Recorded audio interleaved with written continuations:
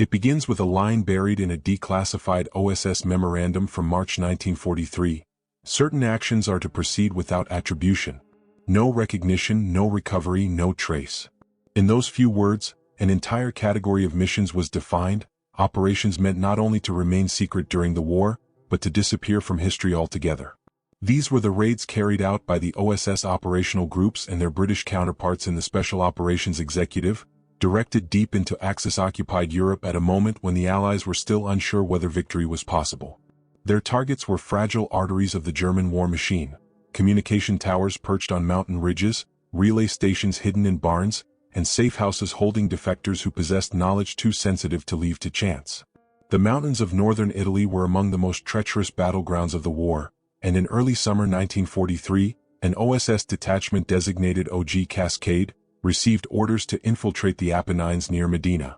Their objective was precise: a German signals relay used to coordinate Luftwaffe response patterns across the Po Valley. Though modest in size, the relay acted as a switchboard for fighter commands protecting vital supply routes. Disrupting it even for a night could shift the air war in the region.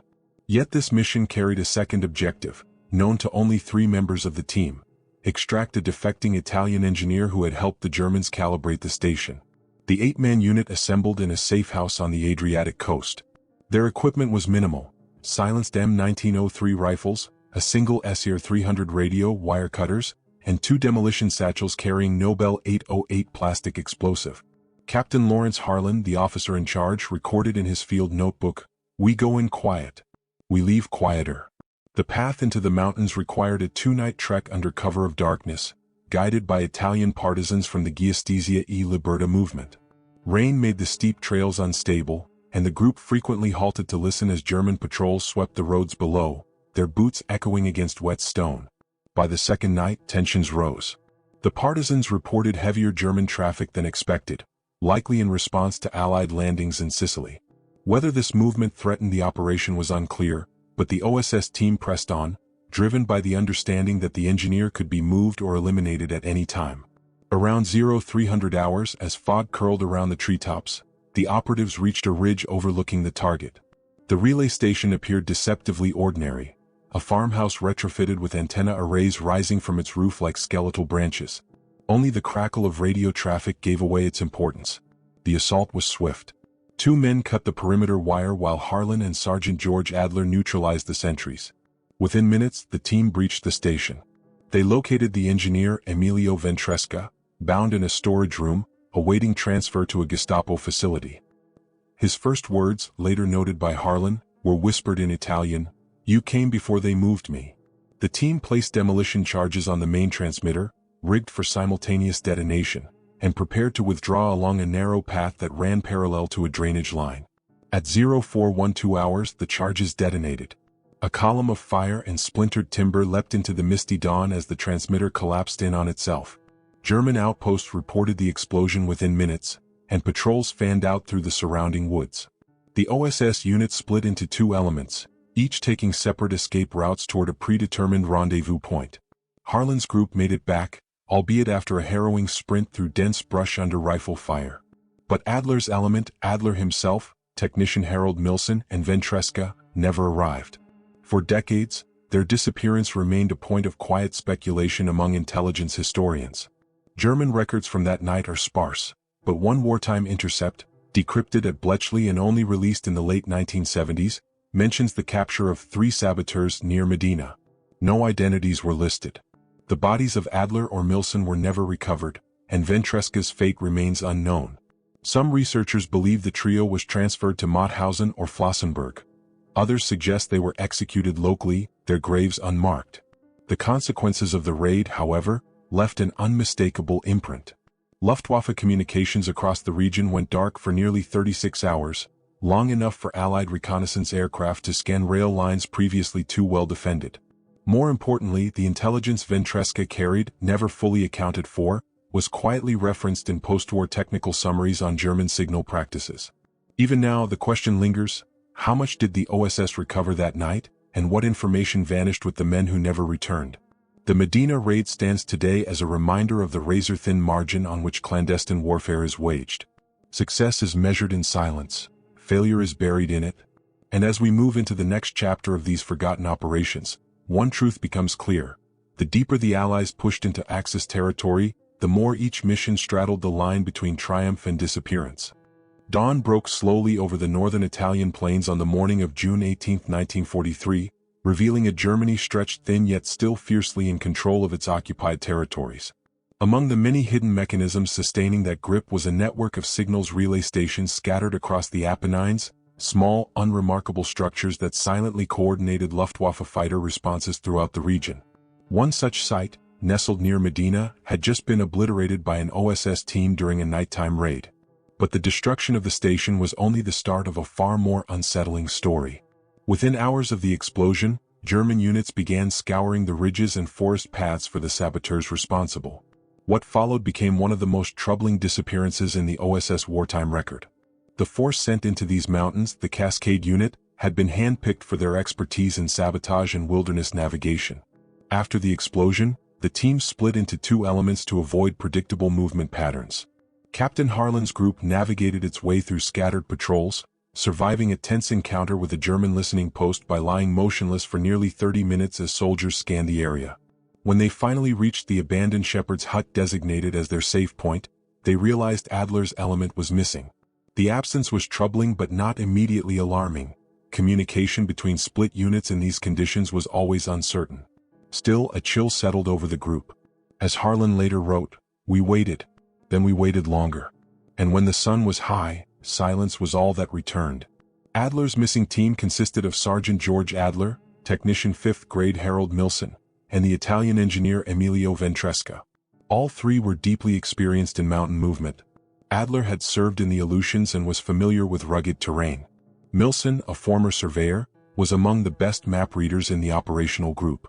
Ventresca, though not a soldier, knew the mountain routes intimately.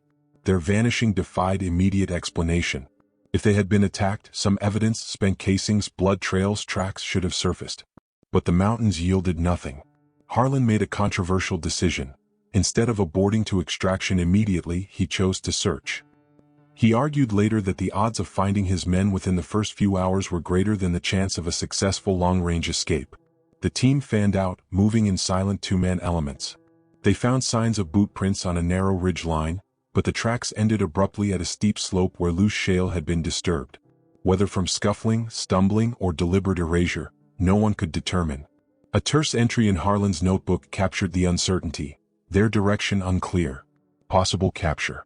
Patrols increasing. Further search unwise. By evening, German presence intensified. Columns of infantry, supported by motorcycle patrols, pushed into the wooded passes. The OSS team withdrew under cover of darkness and made for a partisan rendezvous west of the Secure River. There they met a courier who delivered troubling news. Local farmers near the relay station claimed they heard prolonged gunfire hours after the blast, gunfire inconsistent with the initial firefight near the perimeter. They also mentioned seeing torches moving in a pattern that suggested a German search line closing in on the drainage gullies where Adler's team was expected to descend.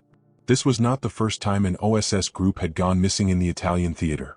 Several months earlier, a reconnaissance team near the Ligurian coast had similarly disappeared after a failed extraction. Yet the loss of Adler's unit contained unsettling elements that intelligence officers back in Bari could not ignore. 4-1, intercepts captured by Allied codebreakers at Bletchley Park days later referenced unidentified sabotage prisoners transferred from the Medina sector. The message was incomplete and heavily fragmented, but the timing aligned eerily well with the disappearance. Equally puzzling was the fate of Ventresca, the engineer whose knowledge of German signal calibration procedures had partially motivated the raid. If captured, his value to the Gestapo would have been considerable. Yet no German record, public, private, or captured in the chaotic post-war sweep, ever mentioned his interrogation or confinement. OSS analysts debated possibilities. Was he executed before interrogation? Smuggled to a higher-level facility outside Italy? Or did he shape some part of the German signals apparatus whose existence remains obscured? Years after the war, in 1978, an obscure file labeled Medina Action was declassified. Among the pages was a single typed paragraph referencing a request from the OSS London office for updates on 3 missing American operatives believed taken by enemy patrols. The reply section was blank, suggesting either that no response was filed or that it had been removed. No additional documents have ever surfaced. As the OSS expanded its operations into Yugoslavia later in 1944, the Medina disappearance cast a long shadow. It served as a chilling reminder to field operatives. Not all missions end in valor or recognition. Some end only in silence, erased by the same secrecy that defines them. And as pressure mounted on Allied commanders to authorize deeper penetrations into occupied Europe, they knew that the risk of vanishing without trace increased with every mile behind enemy lines. The story of Adler, Milson, and Ventresca became a quiet warning embedded in the culture of Allied clandestine work. A reminder that even the best-trained units could simply evaporate in the fog of war. And as attention shifted to the Balkans, a new operation, one aimed at a high-value partisan leader, would test the limits of Anglo-American cooperation under even more perilous conditions. In the spring of 1944, as the tides of war subtly shifted in the Allies' favor, the Balkan front emerged as one of the most unpredictable theaters of clandestine operations. Unlike the static battlefields of Western Europe, Yugoslavia was a landscape in chaos, fractured by rugged mountains, entrenched German garrisons, and a labyrinth of local resistance groups vying for survival. Hidden within this conflict was a figure the OSS and SOE believed could tip the strategic balance.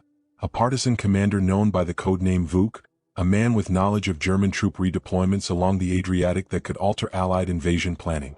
But capturing that intelligence required a mission more delicate and far riskier than anything the Anglo-American intelligence partnership had attempted in the region. The operation took shape in Cairo, inside a dimly lit planning room shared by American OSS officers and their British SOE counterparts. The tension between the two organizations was palpable. The SOE had deep ties with various Yugoslav resistance factions, while the OSS sought to expand its influence. Yet for all their political maneuvering, both sides agreed on one point: extracting Vuk was essential. German forces were suspected of reorganizing their divisions in anticipation of a second Allied landing somewhere in the Mediterranean. If true, the commander's inside knowledge could confirm or debunk a threat that planners in London could not ignore. The team assembled for the mission was a hybrid Jedburgh-style detachment, 3 Americans, 2 British officers, and a Yugoslav interpreter trained in radio procedure. Their insertion point was a remote valley near the Bosnian town of Foča, reachable only by a dangerous night flight aboard a RAF Halifax bomber modified for clandestine drops. The aircraft departed from Brindisi under radio silence, carrying supply canisters, a collapsible radio mast, and a set of forged German travel papers that would allow the team to blend in if the extraction went awry. A line from the team leader's diary, Captain Edwin Lanson of the OSS, captured the mood aboard the plane. Everyone pretended at ease, but not a soul among us believed this was a simple pickup. Too many powers wanted Vuk. Too many could profit from his disappearance. The jump went cleanly. Parachutes drifted toward a moonlit clearing where local partisans waited. Their commander, a gaunt man named Petr Morovic, greeted the Americans with reserved courtesy. He offered tobacco, pointed toward a mountain pass, and led the team along a narrow trail cut into the rock. After 6 grueling hours, they reached a camouflaged encampment dug into the hills. Vuk, real name Milan Radovic, sat at a wooden table beneath a canvas shelter, poring over captured German dispatches. He was younger than expected, with a controlled intensity in his voice. If the Germans shift their division south, he told Lanson, it means they anticipate a landing along the Dalmatian coast. They want to choke it before it begins. But time was short. German patrols had reportedly increased their presence in the region, and intelligence hinted that the SS Prinz Eugen division was pushing deeper into partisan territory. The extraction aircraft, a British Lysander, was scheduled to arrive at a hidden landing strip 2 nights later. The team prepared, gathering Radovic's documents, mapping their route and conducting rehearsals in near silence. Yet as dusk fell on the second evening, the first ominous sign appeared. A faint rumble, not of aircraft engines but of distant explosions. The Germans were conducting a sweep, pushing through the valley with mortars and dogs trained to track human scent. The team moved quickly, abandoning their campsite and heading into the highlands. Their interpreter struggled under the weight of the radio set, but dropping it would end any hope of calling in the extraction. They climbed through forests where the trees grew so densely that moonlight could barely penetrate. Hours later, they reached the meadow designated as the Lysander's landing zone. The signal lamp was assembled. The coded flashes were set. And then they waited. No engine. No shadow across the clouds. No answering signal. Lanson tried a second sequence. Then a third. Still nothing. Radovic broke the silence first. "They were intercepted," he said bluntly. Whether he meant the aircraft or the radio message was unclear, but the implication chilled the team. With dawn approaching, they had no choice but to disappear into the mountains once again. For 7 days they moved across ridges and ravines, surviving on partisan rations of cornmeal and dried fish. German patrols came dangerously close more than once. In an entry later submitted to OSS files, British officer Lieutenant Roland Pierce wrote, "They hunted us like beasts. We hid beneath roots, in crevices, anywhere the land would swallow us." On the 8th night, a new signal crackled across their radio, a set of call signs unfamiliar to the Americans. Pierce recognized them instantly. They belonged to a clandestine RAF liaison unit operating out of Bari. The message was brief: extraction possible. Triangulate flare at next transmission window. When the moment came, the team ignited their flare behind a rocky outcrop. A faint engine hum followed. A slow, low-flying Oster aircraft swept overhead and circled. Minutes later, it landed on a shepherd's field barely long enough for a taxi. The team was aboard and airborne in under 60 seconds. The entire extraction was never formally acknowledged. The Oster pilot's name does not appear in OSS flight records. Even Radovic's intelligence, delivered verbally during debrief, was summarized in vague language and stored in a classified appendix that remained sealed for nearly 40 years. What happened to the Lysander that never arrived? Why were the radio signals missed? And who sent the unauthorized RAF aircraft that ultimately saved them? The answers were buried, or perhaps intentionally obscured, as the Balkan campaign entered its next, even more secretive phase. The story of the French resistance is filled with daring sabotage and courageous defiance, yet some of the most consequential operations of 1944 occurred in shadows far deeper than the public ever saw. Among them was an OSS SOE raid targeting a small German convoy traveling through occupied France, an action seemingly routine, yet tied to one of the Reich's most guarded scientific pursuits: the rapid refinement of V-weapon technology. At the time, the V-1 flying bomb had already begun terrorizing London, and Allied planners feared the V-2 rocket, still experimental, might soon follow. Any scrap of intelligence on German guidance systems, calibration methods, or transport logistics was invaluable. But this particular mission would yield more than technical notes. It would produce a mystery that survived long after France was liberated. The raid began with an intercepted German message decoded by the British WWII service in mid-May 1944. The signal referenced a priority scientific transport, departing from the Saint-Dye area and moving westward under heavy guard. Analysts believed it carried components or documents associated with the V-weapon program, material far too sensitive to remain in German hands as the Allies prepared for the Normandy invasion. The OSS station in Algiers forwarded the report to London, where an Anglo-American planning cell decided to act. The responsibility fell to a Jedburgh-style team already deployed in eastern France: 3 Americans, 1 British officer, and a French resistance liaison from the Armée Secrète. Their leader, Lieutenant Mark Fairchild of the OSS, was known for unorthodox improvisation. His British counterpart, Captain Henry Sloane, provided the technical demolition expertise. The French liaison, Étienne Bressac, knew the region's backroads intimately. Together, they spent 3 days scouting the convoy's predicted route, observing German checkpoints disguised as civilian toll huts and studying the heavily forested hills that lined the roadside. Fairchild's diary later noted, "Every tree was a hiding place. Every bend could be an ambush, ours or theirs." The team chose a narrow stretch outside Rayon-l'Etape where the road curved against a steep embankment. If the convoy were halted here, its trucks would be trapped between rock wall and ravine.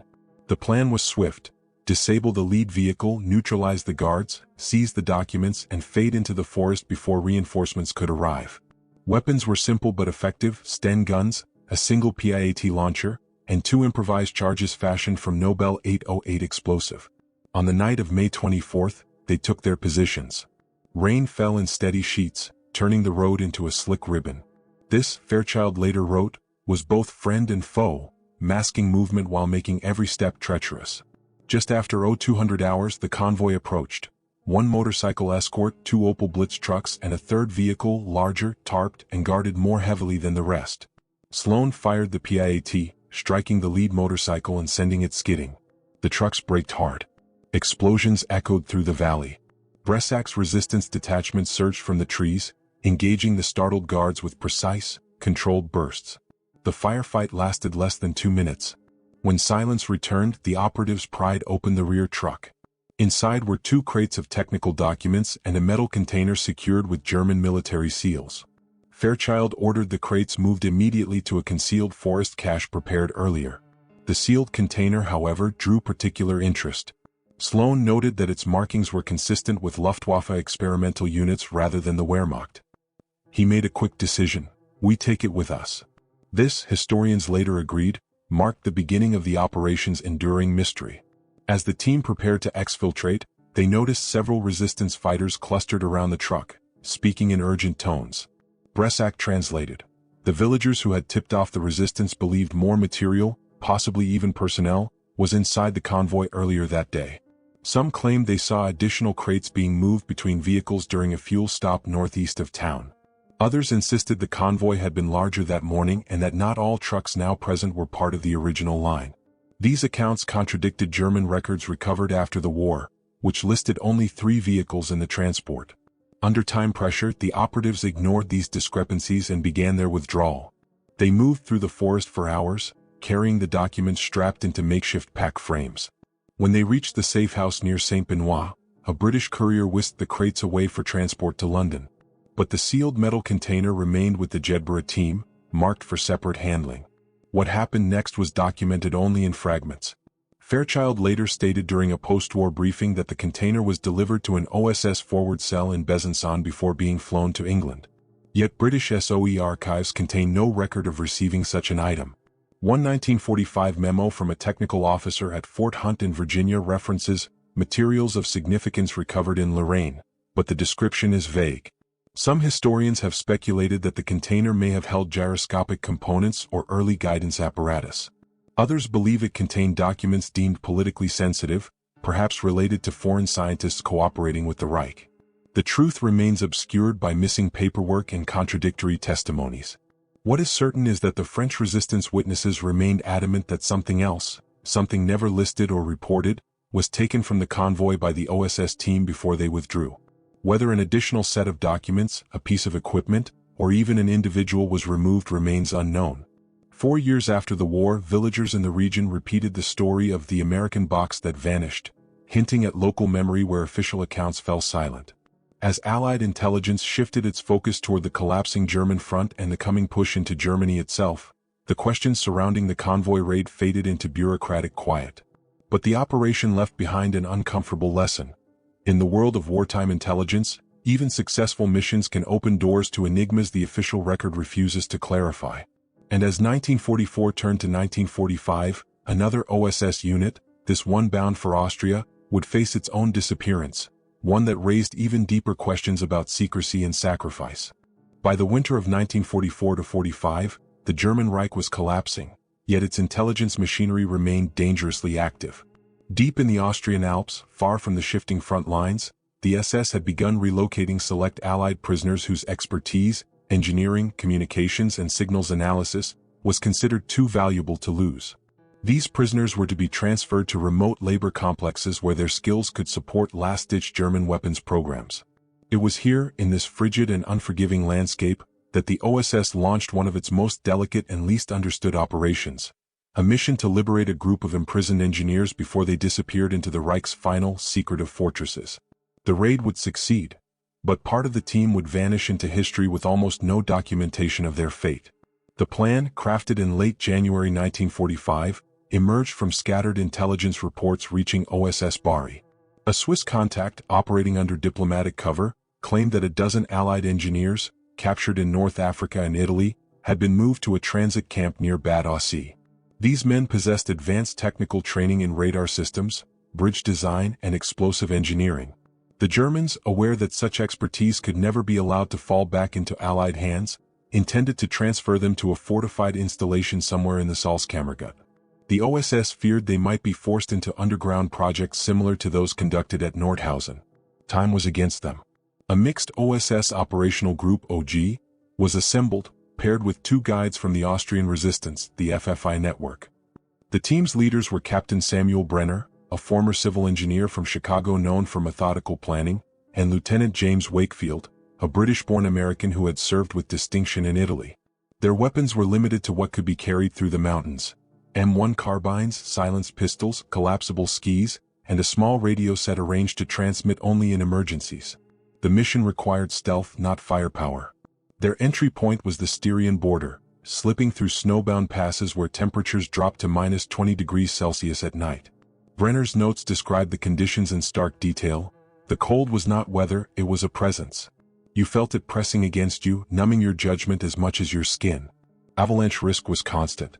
The team moved single file, following their guide's instructions to step only where the snow had previously settled. They traveled by night, huddling beneath pine boughs during the day and suppressing coughs with bits of cloth soaked in melted snow. After 4 nights, they reached an observation ridge overlooking the transit camp. Through field glasses they confirmed the presence of at least 10 prisoners, gaunt, underfed, but alive. The camp's defenses were modest by late war standards. A handful of Volksgrenadiers, a wooden guard tower, and a series of perimeter lights powered by a rattling generator. Yet radios inside the camp suggested a higher authority was monitoring the site. Wakefield remarked, "This place is a shell, a holding pen, nothing more. Whatever they're preparing for, it's above our clearance." The team set the raid for the following night. The plan was precise. One group would neutralize the generator, plunging the camp into darkness, while another cut the rear fencing and extracted the prisoners across a frozen creek bed. To cover their escape, Brenner prepared 2 small charges using plastic explosive concealed in tins of ersatz coffee. Everything depended on speed. At 0200 hours the generator sputtered and died. Moments later the OSS surged forward. Guards shouted in confusion, their flashlights sweeping wildly. Wakefield's element slit through the wire and pulled the prisoners out, urging them to remain silent despite their fright. Within 7 minutes the camp was abandoned to chaos. But as the team reached the treeline, Brenner discovered a problem. 2 engineers were missing. Prisoners insisted they had been separated earlier that day and moved to another location. This contradicted German logs captured after the war, which listed all prisoners as present. The OSS team reluctantly pressed eastward. Snowfall intensified, obscuring tracks and shrouding them from German patrols. They split into 2 elements for safety. Brenner led the first group with 6 prisoners and the radio. Wakefield took the remaining operatives and 4 prisoners to rendezvous at a secondary extraction point near Lake Grundlsee. The plan was simple. Both groups would meet 2 nights later at a cabin used previously by FFI couriers. Only Brenner's group arrived. For 3 days, resistance couriers monitored passes and trails. No sign of Wakefield's element appeared. Brenner transmitted a coded distress signal, but the OSS headquarters responded with unexpected restraint. Continue exfiltration. Do not return to search. The order baffled Brenner. In his post-war interview he stated, "It was as though they knew something we didn't, or something they refused to say." Decades later, fragments of testimony emerged. An Austrian farmer reported seeing foreign soldiers, escorted by German officers near the Toplitz area, a site later associated with classified Nazi operations and rumored document dumps. A 1952 CIA debrief referenced former OG personnel integrated into post-conflict programs, though no names were listed. Whether this referred to Wakefield's men remains unknown. Some historians argue the missing OSS operatives died in an avalanche. Others suggest they were captured and absorbed into Soviet or Western intelligence structures during the chaotic early Cold War. But no bodies were ever recovered. No graves identified. No German paperwork confirmed their capture. What remains is the shadow, the sense of a team that completed its primary mission, only to vanish into the geopolitical turbulence of war's end. And as Europe edged toward collapse in April 1945, the OSS prepared for one final operation, one that would take them straight into the heart of Germany's dying intelligence apparatus, where the line between success and disappearance would blur more than ever before. By April 1945 the Third Reich was in freefall, yet its intelligence branches, the RSHA, the Abwehr remnants, and scattered SS security units, were frantically burning, relocating, or hiding years' worth of classified archives. Some documents held operational details of foreign agents still active in the field.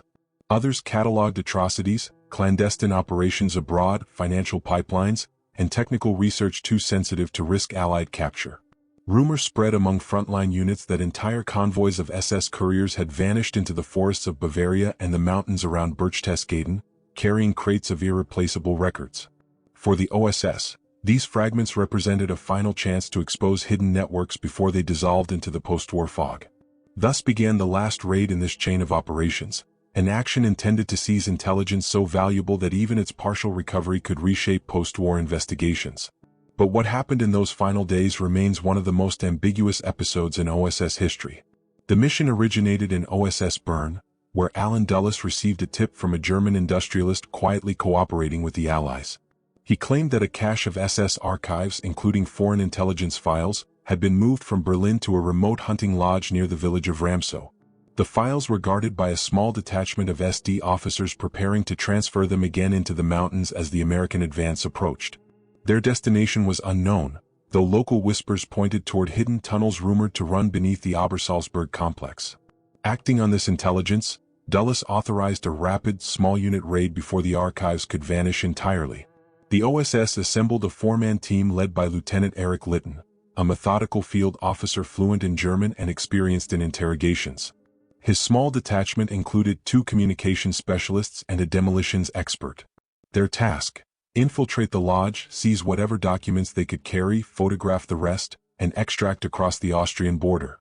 The team carried compact Leica cameras, silenced pistols, a disassembled radio transmitter, and rations for only 3 days. Their window was vanishingly small, as the U.S. 3rd Infantry Division was still miles away and advancing through unpredictable pockets of resistance.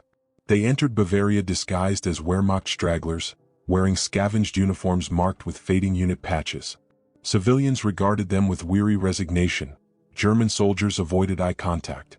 Litten later wrote in a report, "Germany in April felt like a ghost of itself, empty, watchful, and afraid."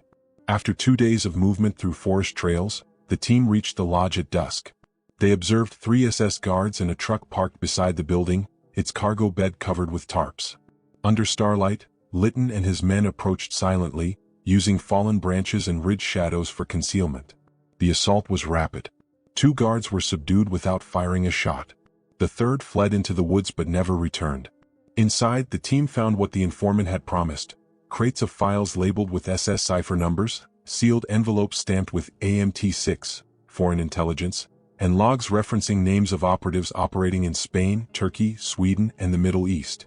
On a wooden table lay correspondence between SS officers and industrial firms, documents hinting at networks that would shape the post-war political landscape. One crate held interrogation reports on defectors and Allied POWs with technical backgrounds. Another contained maps marked with drop points for couriers. Time was running out.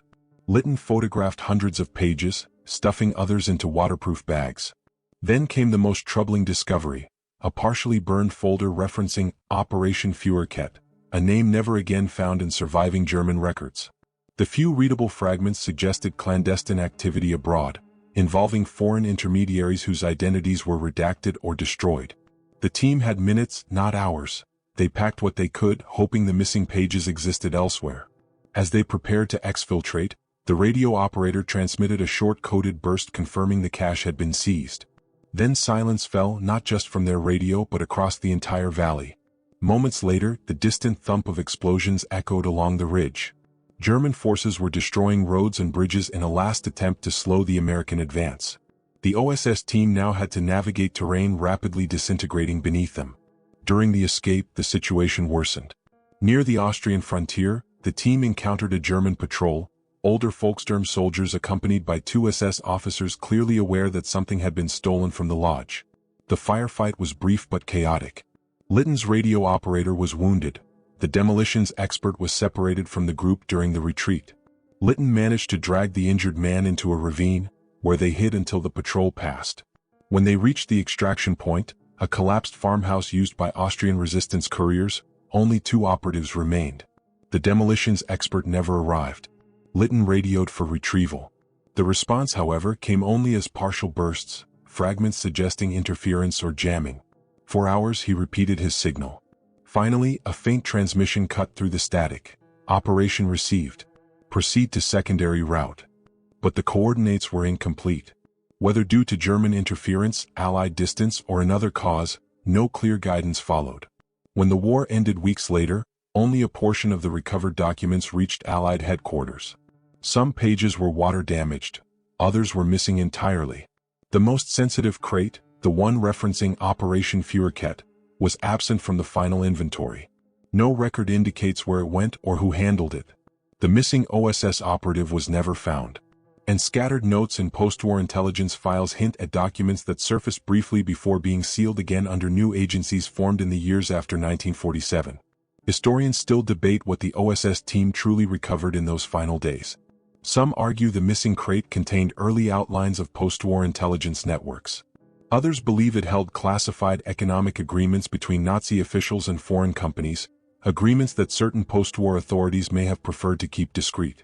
Whatever the truth, the raid closed not with triumph, but with echoes, fragments of knowledge rescued from a collapsing empire, and lingering questions about what vanished in the final chaos.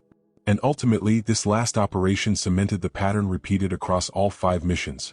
Victories carved in secrecy, outcomes blurred by missing records, and the fate of those who carried them out often swallowed by the same silence they worked within.